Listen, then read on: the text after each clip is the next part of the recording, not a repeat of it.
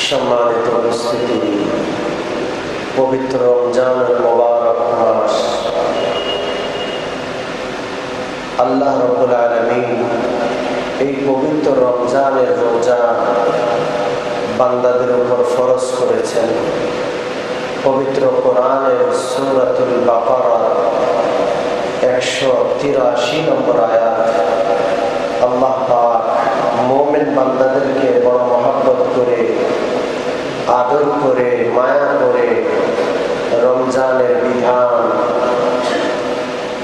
দান করছেন। আল্লাহ পাক বলছেন, ইয়া আইয়ুহাল্লাযীনা আমানু, ও আমার আদরের ঈমানদার বান্দারা। ঈমানদাররা আল্লাহ পাকের আপন, আল্লাহ পাকের মায়া, দয়া, আদরে। কুতিবা আলাইকুমুস সিয়াম, তোমাদের উপর রমজানের রোজা ফরজ করা হয়েছে। কামা কুতিবা আলাল্লাযীনা মিন ক্বাবলিকুম, যেমনটি তোমাদের পূর্বেকার উম্মতের উপর ফরজ করা হয়েছিল। মানুষ কোন কঠিন কাজ অন্যদেরকে করতে দেখলে সেই কাজ করাটা দেখা দেখি তার জন্য সহজ হয়ে যায়। রমজানের রোজা সারাদিন খাওয়া পান করা, স্ত্রী গমন থেকে বিরত থাকা, এটা কিছুটা কষ্টের।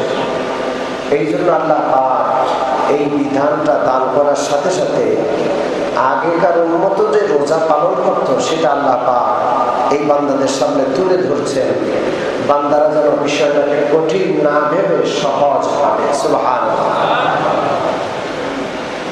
আগেকার উম্মতরা রমজানের রোজা না পালন করলেও বৎসরে মাঝে মাঝে তারা রোজা পালন করতেন। হযরত দাউদ আলাইহিস সালাম সারা বৎসর রোজা রাখতেন, একদিন রোজা করতেন, আরেকদিন রোজা করতেন না, খাবার গ্রহণ করতেন। এইভাবে একদিন রোজা আরেকদিন রোজা ছাড়া হযরত দাউদ আলাইহিস সালাম সারা বৎসর এইভাবে রোজা রাখতেন। হযরত মূসা আলাইহিস সালাম মুহররমের আশুরার রোজা পালন করতেন। এইভাবে বিভিন্ন নবীর উম্মতগণ বিভিন্ন সময় রোজা পালন করতেন। আল্লাহ রাব্বুল আলামিন পবিত্র রমজানের রোজাটা যেন আমরা সহজ ভাবি, এই জন্য তাদের দৃষ্টান্ত আমাদের সামনে উপস্থাপন করলেন। সুবহানাল্লাহ। এই রোজা রাখার ফায়দা কি? লাআল্লাকুম তাত্তাকুন, রোজা রাখার উপকারিতা হলো এই পবিত্র রমজানের রোজার মাধ্যমে এমন একটা গুণ অর্জন হবে যে গুণটা পৃথিবীর সবচেয়ে দামি গুণ। গুণটার নাম হলো তাকওয়া। আল্লাহর ভয় বান্দার অন্তরে আসবে। এক মাস রোজা রাখার দ্বারা আল্লাহর ভয় বান্দার অন্তরে আসবে। আর কোন বান্দার অন্তরে আল্লাহর ভয় আসলে এটা ওই বান্দাকে অনেক দামি বানিয়ে দেয়। সুবহানাল্লাহ। লাআল্লাকুম তাত্তাকুন, তাকওয়া এর অর্থ কি? হযরত ওমর ফারুক রাদিয়াল্লাহু তাআলা আনহু উবাই ইবনে কাবকে জিজ্ঞাসা করলেন, তাকওয়া অর্থ কি? হযরত উবাই ইবনে কাব জবাব দিচ্ছেন যে একটি রাস্তা খুব সরু, ওটার মধ্যে কাঁটা, কিভাবে আপনি চলবেন? হযরত ওমর বললেন, আমি খুব দেখে শুনে পা রাখবো যেন আমার পায়ে কাঁটা না বিঁধে, খুব বুঝে বুঝে কদম রাখবো। হযরত উবাই ইবনে কাব বললেন, পৃথিবীটা হলো গুনাহের কাঁটায় ভর্তি একটা পথ। এই পৃথিবীর পথ অতিক্রম করে আমাদের জান্নাতে যেতে হবে। যেই বান্দা এই পৃথিবীর পথ অতিক্রম করতে, কাঁটাযুক্ত পথ অতিক্রম করতে যেভাবে বুঝে শুনে পা রাখতো, ওইভাবে যদি বুঝে শুনে পা রাখে, আল্লাহর নাফরমানি না করে, আল্লাহর গুনাহ না করে, বুঝে শুনে কদম রাখে, বুঝে শুনে চলে, আল্লাহ পাক রব্বুল আলামিন এই তাকওয়ার বদৌলতে তাকে জান্নাতুল ফিরদাউস দান করে দিবে। এটাকে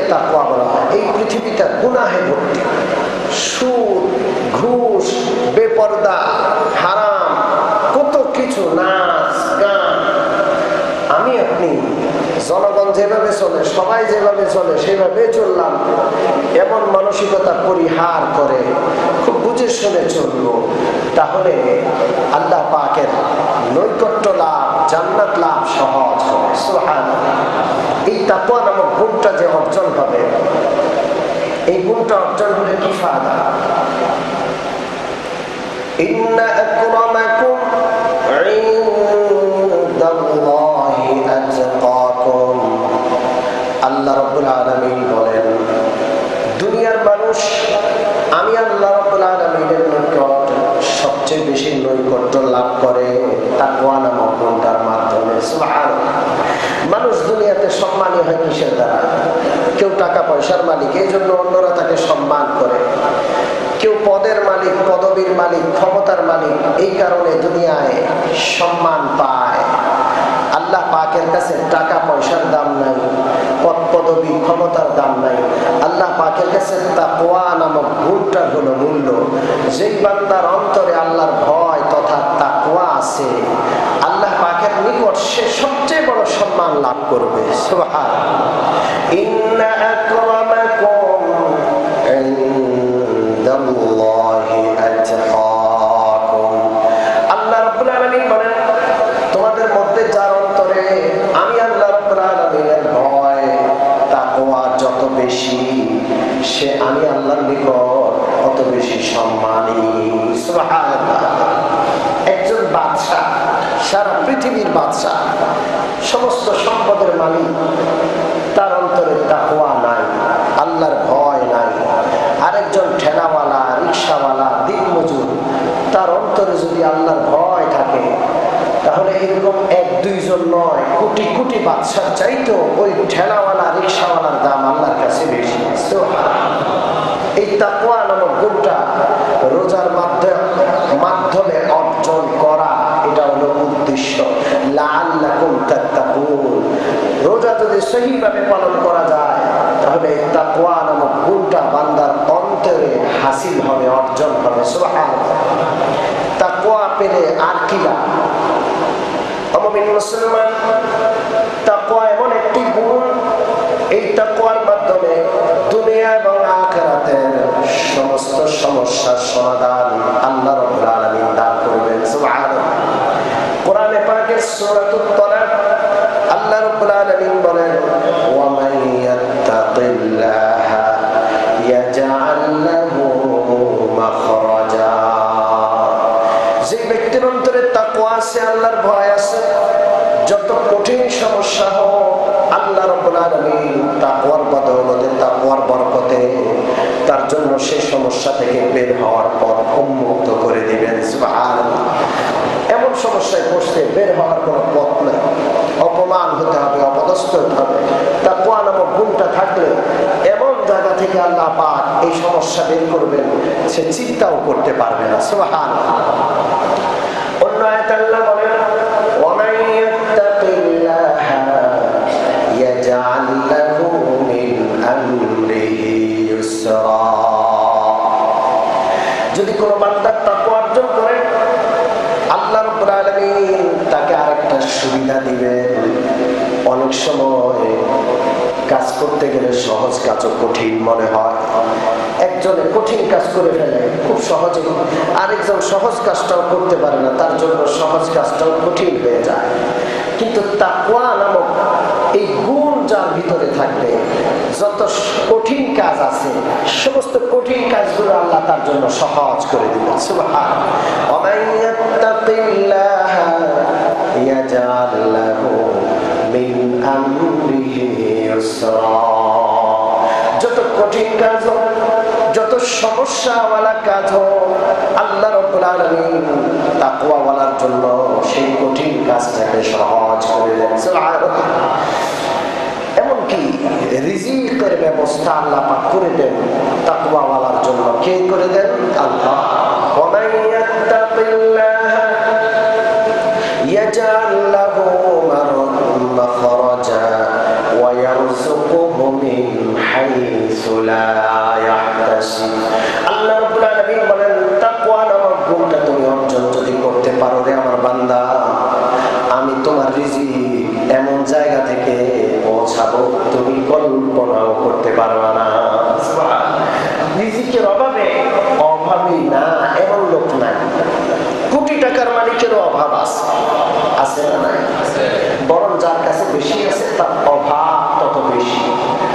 10 টাকার মালিক, আমার নাইলে আর 10 টাকার অভাব। কিন্তু যে কোটি টাকার মালিক সে আরো কোটি টাকার অভাব। কথা ঠিক কি ঠিক না? আল্লাহ রাব্বুল আলামিন বলেন ওয়ায়ারযুকুহু মিন হাইসু লা ইয়াহতাসিব। তাকওয়া নামক গুণটা যদি অর্জন করতে পারো, তোমার রিজিকের ব্যবস্থা আমি এমন জায়গা থেকে করব রে বান্দা, তুমি কল্পনাও করতে পারবে না। এরপর একই সাথে দাঁড়িয়ে দুইজন বান্দা ইবাদত করছে। কারো ইবাদতের সওয়াব 1 গুণ হচ্ছে, কারো ইবাদতের সওয়াব 1000 গুণ হচ্ছে। যদি কোনো বান্দা তাকওয়া নামক গুণটা অর্জন করেন, আল্লাহ রাব্বুল আলামিন বলেন আমি তার ইবাদতের সওয়াব বহু গুণে বাড়িয়ে দেই। ওয়া মান ইয়াত্তাকি ওয়া ইউযিম লাহু আজরা, বহু গুণে তার সওয়াব বেড়ে যায়। একই সাথে দুইজন নামাজ পড়ছে, একজনের নামাজের সওয়াব 1 গুণ হচ্ছে, আরেকজনের নামাজের সওয়াব 1000 গুণ হচ্ছে। সুবহানাল্লাহ। এটা কে দান করেন? জোরে বলেন, জোরে বলেন কে? ওয়া মান ইয়াত্তাকিল্লাহ ইউকাফির আনহু সাইয়্যাতিহি। আল্লাহ রাব্বুল আলামিন বলেন যদি তাকওয়া নামক গুণটা অর্জন করতে পারো, আমি আল্লাহ তোমার জীবনের গুনাহ মাফ করে দিব। জীবনের গুনাহ মাফ। আল্লাহর ভয় যদি একটু অন্তরে আসে, হাদিসে পাকে আছে আল্লাহ রাব্বুল আলামিনের ভয়ে যদি কোনো বান্দার চোখের পানি আসে, চোখের এক কোণায় মাছির মাথার মতো সামান্য একটু পানি, 1 ফোঁটা পানি যদি আল্লাহর ভয়ে কোনো বান্দার চোখে আসে, আল্লাহ রাব্বুল আলামিন জাহান্নামের আগুন তার জন্য হারাম করে দেয়। মাঝে মাঝে একটু চোখ বন্ধ করে আল্লাহর ভয়ে কাঁদার চেষ্টা করুন যে আল্লাহ আপনাকে কত ভয় করা দরকার, আমি বুঝিও না, আপনাকে ভয় করতে জানিও না। আয় আল্লাহ, আপনার ভয়ে সমস্ত নাফরমানি থেকে বাঁচার দরকার ছিল। আল্লাহ গো, আপনার মর্যাদা বুঝি না। আয় আল্লাহ, গুনাহ থেকে বাঁচতে পারি না, আপনি আমাকে আপনার ভয় দান করেন। এই কথা চিন্তা করে একটু চোখের পানি আনবেন, আল্লাহ জাহান্নামের আগুন হারাম করে দিবেন। এই জন্য আমাদের বুজুর্গরা আল্লাহর ভয়ে কাঁদার চেষ্টা করতেন। কেঁদে হযরত হাকিমুল উম্মাত আশ-শাইখ আলী থানভী রাহমাতুল্লাহ আলাইহি ভোর রাত্রে উঠে তাহাজ্জুদে যখন কাঁদতেন, চোখের পানিগুলো নিয়ে গায়ে মুছতেন আর বলতেন আল্লাহ আমার তো কোনো সম্পদ নাই, কোনো ইবাদত নাই, কিন্তু আপনার নবীর ঘোষণা চোখের পানির মাধ্যমে নাকি জাহান্নামের আগুন হারাম হয়। আল্লাহ গো, আমার চোখের পানিগুলো আমার গায়ে লাগালাম, এই চোখের পানির বরকতে আমার এই শরীরের জন্য জাহান্নামের আগুন হারাম করে দেয়। হযরত থানভী রাহমাতুল্লাহ আলাইহির মতো লোক যদি এভাবে কাঁদতেন, তাহলে আমাদের কত কান্না করা দরকার। আল্লাহ তাআলা আমাদেরকে আল্লাহর ভয়ে কান্না করার তৌফিক দান করুন। ইন তাত্তাকুল্লাহা ইয়াজআল লাকুম ফুরকানা। আল্লাহ রাব্বুল আলামিন বলছেন, ও বান্দা, যদি তাকওয়া নামক গুণ অর্জন করতে পারো, দুনিয়া আখিরাতের কোনো ব্যাপারে তুমি ধোঁকা খাবা না। সুবহানাল্লাহ। আমরা অনেক সময় ধোঁকা পড়ে যাই, ভালো মনে করে খারাপ জিনিসটা নিয়ে ফেলি। অনেক সময় সবাই তো জান্নাতে যেতে চায়, কিন্তু অনেকে ভণ্ড পীরের কাছে চলে যায়। ঠিক কি ঠিক না? জান্নাতের উদ্দেশ্যে ভণ্ড পীরের কাছে গেলে কি জান্নাত পাওয়া যাবে? জোরে বলেন, পাওয়া যাবে? জান্নাতের উদ্দেশ্যে যদি কবরে যায়, জান্নাত লাভের উদ্দেশ্যে যদি কবরে সিজদা করে, কি বলেন, জান্নাত কি পাওয়া যাবে? যতটুকু পাইছে এটাও হাতছাড়া হবে। এই যে ধোঁকা খায়, আল্লাহ পাক বলছেন আমার ভয়টা তোমার দিলে একটু জায়গা দাও। যদি জায়গা দাও, ইয়াজআল লাকুম ফুরকানা, আল্লাহ পাক এমন একটা যোগ্যতা দিবেন যার মাধ্যমে ভালো আর মন্দের পার্থক্য বান্দা করতে পারে। সুবহানাল্লাহ। কোনটা ভালো, কোনটা খারাপ, কোনটা সঠিক, কোনটা বেঠিক, এটার পার্থক্য বান্দা নির্ণয় করতে পারে। এই গুণ আল্লাহ বান্দাকে দান করে দেন। সুবহানাল্লাহ। সর্বোপরি কোন বান্দা যদি তাকওয়া অর্জন করে, কোন জনপদের মানুষ যদি মুত্তাকি হয়ে যায়, ওয়ালাউ আন্না আহলাল কুরা আমানু ওয়াত্তাকাউ লাফাতাহনা আলাইহিম বারাকাতিম মিনাস সামাই ওয়াল আরদ।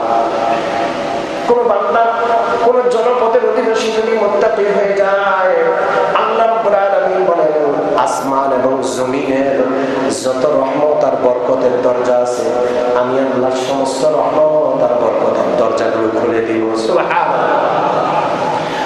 মুসলমান, তাকওয়া যদি অর্জন হয়ে যায়, পুলিশের দরকার হবে না, র্যাবের দরকার হবে না, যৌথ বাহিনী, বিজিবি, দুর্নীতি দমন কমিশন, কোর্ট আদালত, কোনো কিছুর দরকার হবে না। সব মানুষ ভালো হয়ে যাবে। কথা ঠিক কি ঠিক না? রমজানের মাধ্যমে এই তাকওয়া অর্জন করানোর চেষ্টা করা হচ্ছে। তাকওয়া অর্জন করলে কি হয়? হযরত ওমর ফারুক রাদিয়াল্লাহু তাআলা আনহু একদিন ঘুরতে বের হলেন। ঘুরতে বের হয়ে জঙ্গলে চলে গেলেন। দেখলেন একজন রাখাল বহু ভেড়া, দুম্বা, ছাগল সে চড়াচ্ছে। হযরত ওমর বললেন, রাখাল রে, আমার খুব খিদা পেয়েছে, একটা বকরি দুধ দহন করে তুমি আমাকে দাও, আমি একটু পিপাসা এবং ক্ষুধা নিবারণ করব। রাখাল বলে, আপনি কে? আপনাকে তো চিনলাম না, বাকি আপনি তো আমাকে দেখে বুঝার কথা, আমি তো এই পালের মালিক না, আমি তো রাখাল, আমি আপনাকে দুধ দয়ে দিতে পারি না। হযরত ওমর বললেন, দুধ দয়ে দিতে পারো না, ঠিক আছে, আমার কাছে টাকা আছে, আমি তোমাকে টাকা দিব, আমাকে একটা ছাগল দিয়ে দাও, এতে তোমারও লাভ হবে আমারও লাভ হবে। তুমি একটা ছাগল দিয়ে দিলা, এত ছাগল তোমার পালে, তোমার মালিক টেরও পাবে না, তুমি কিছু টাকা পাইলা, আর আমি ছাগল পাইলাম, আমার প্রয়োজন পূর্ণ হলো, 10 জনের লাভ হবে, ছাগল দিয়ে দাও, আমি তোমাকে টাকা দিব। গোলামের চোখ বড় হয়ে গেল। রাখাল ভ্রুকুঞ্চিত করে আঙ্গুল উঁচু করে বলে, ইয়া হাযা ফাআইনাল্লাহ, তুমি এত বড় দুঃসাহসী, তুমি আমাকে চুরি করতে বলছো? ফাআইনাল্লাহ, আমার মালিক এখানে উপস্থিত নাই, মালিক জানবে না বুঝলাম, কিন্তু মালিকের মালিক হলেন কে? আল্লাহ। বলেন কে? ফাআইনাল্লাহ, আল্লাহ তো জানবেন, আল্লাহ তো দেখবেন, অতএব আল্লাহকে ফাঁকি দিয়ে তো এই কাজ করা যাবে না। যাবে নাকি? হযরত ওমর ফারুক রাদিয়াল্লাহু তাআলা আনহু আল্লাহ শুকরিয়া আদায় করলেন, যেখানে পুলিশ নাই, র্যাব নাই, চেক দেওয়ার কেউ নাই, গভীর অরণ্যে একজন রাখালের মধ্যে এতটা আল্লাহ ভীতি, এতটা খোদা ভীতি। আল্লাহু আকবার। হযরত ওমর আল্লাহর দরবারে শুকরিয়া আদায় করলেন। সুবহানাল্লাহ। এরকম যদি দেশের প্রত্যেকটা নাগরিকের মধ্যে আল্লাহর ভয় ঢুকে যায়, আল্লাহ রাব্বুল আলামিনের ভয়ে যদি সবাই অপরাধ ছেড়ে দেয়, কি বলেন, পুলিশের দরকার হবে, র্যাবের দরকার হবে। কিয়ামতের আগে এমন একটা সময় আসবে যখন শাসকবৃন্দ পৃথিবীতে কেউ চিন্তা করবে না যে মানুষের মধ্যে আল্লাহর ভয় বাড়ে, সবাই শুধু চিন্তা করবে পুলিশ বাড়াও, পুলিশ বাড়াও। আইন শৃঙ্খলা বাহিনী বেড়ে যাবে, পুলিশের সংখ্যা পৃথিবীতে বেড়ে যাবে কিয়ামতের আগে। এমন একটা প্রিয় নবীর ভবিষ্যৎবাণী আছে। কথা ঠিক কি ঠিক না? যতজন জনগণ, প্রত্যেক জনগণের ডানে আর বামে যদি দুইটা দুইটা পুলিশ দেওয়া হয়, আর আল্লাহর ভয় যদি জনগণের অন্তরে না থাকে, আল্লাহর কসম করে বলছি, দুর্নীতি আর ভেজাল রোধ করা যাবে না। কথা ঠিক কি ঠিক না? আমাদের শাসকদের উচিত জনগণের অন্তরের উপর মেহনত করে ওই অন্তরে, জনগণের ভিতরে তার ভয় সৃষ্টি করা, তাহলে পুলিশের সংখ্যা বাড়ানো লাগবে না। ঠিক কি ঠিক না? হযরত ওমর ফারুক গভীর রাতে বের হয়েছে, অলিতে গলিতে ঘুরে দেখছে।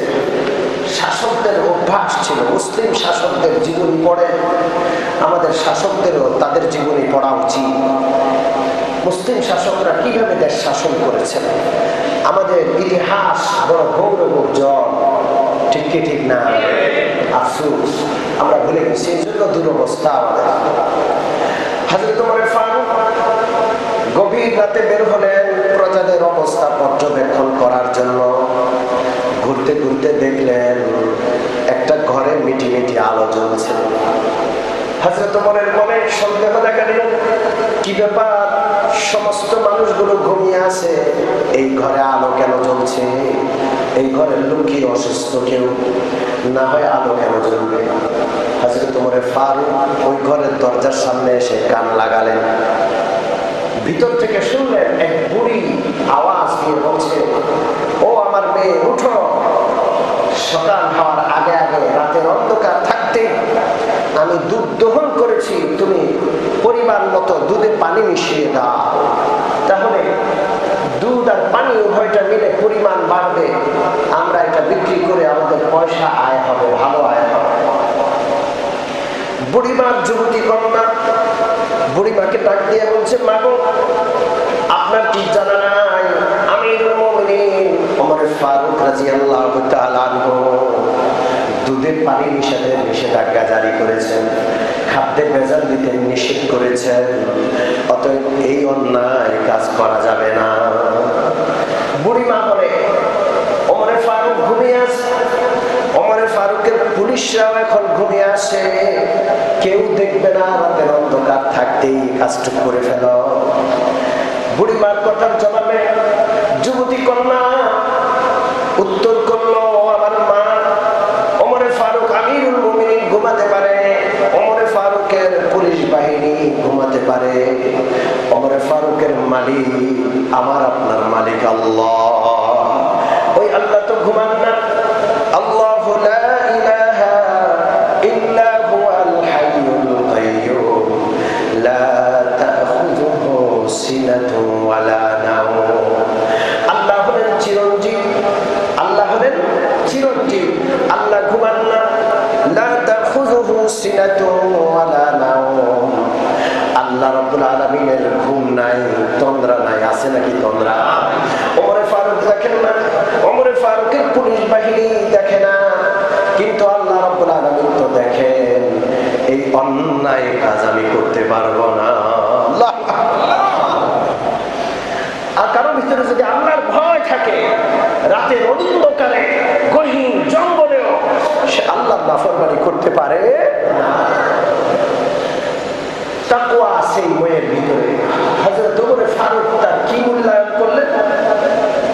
কিতাবে লেখে, পরদিন সকালবেলায় ফজরের নামাজের পর ওমর ফারুক রাদিয়াল্লাহু তাআলা আনহু তার যুবক একজন সন্তানকে ডাকলেন, ডেকে বললেন, বাবা, আমি তো বুড়ো হয়ে গেছি, আমার বিয়ের বয়স নাই। যদি আমার বিয়ের বয়স থাকতো তাহলে আমি রাত্রে যে কন্যাটার কথা শুনলাম তাকে আমি বিয়ে করে আমার ঘরের বধূ হিসেবে সম্মান দান করতাম। আমি বুড়া হয়ে গেছি, আমার বিয়ের বয়স নাই, তুমি যুবক আছো, তুমি বিয়ে করো। এরকম যুবতী পৃথিবীতে আর হয় না। কি গুণ দেখে আসলে তোমার একটা দুধ বিক্রেতা মেয়ে, গরিব অসহায় একটা মেয়েকে নিজের পুত্র বধূ করলেন। অমনি মুসলমান রাজপুত্রের পুত্র বধূ হিসাবে হযরত ওমর ফারুক তাকে ঘরে আনলেন। কি গুণ ছিল? তাকওয়া গুণ ছিল। কি গুণ ছিল? কার ভয়? আরো জোরে কার? পবিত্র রমজানুল মুবারকের রোজার মাধ্যমে এই আল্লাহর ভয় প্রত্যেকটা বান্দার অন্তরে আসুক, এটা কে চান?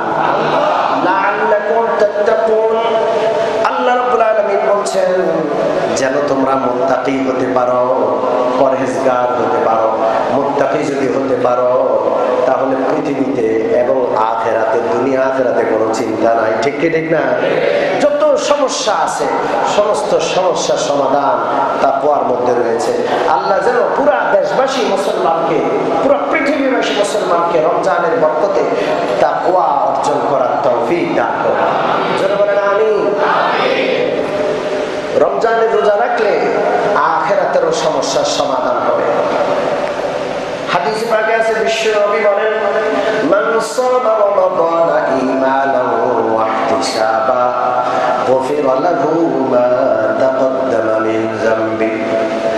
যে ব্যক্তি রমজান মাসের সবগুলো রোজা রাখবে আল্লাহকে সন্তুষ্ট করার জন্য, আল্লাহ পাক তার জীবনের সব গুনাহ খাতাগুলো মাফ করে দিবে। ক্ষমার কত বিষয় আল্লাহ রেখেছে, বলে শেষ করা যাবে না। মান কামা রমাদানা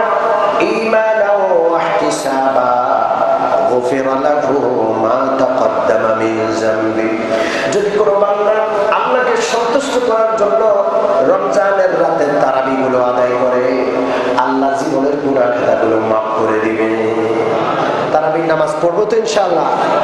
সবগুলো রোজা, পুরা মাসের সবগুলো রোজা রাখবো তো ইনশাআল্লাহ?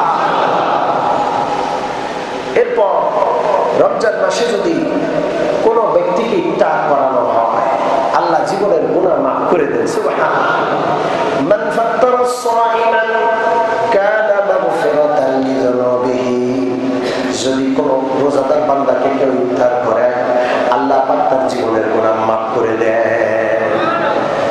এরপর বিশ্বনবী বললেন, ওই রোজাদার রোজা রেখে যত সওয়াব পাবে, ইফতার করানোওয়ালাকে আল্লাহ অত সওয়াব দান করে দিবেন। সুবহানাল্লাহ। রোজাদারের কোনো সওয়াবে কমতি হবে না।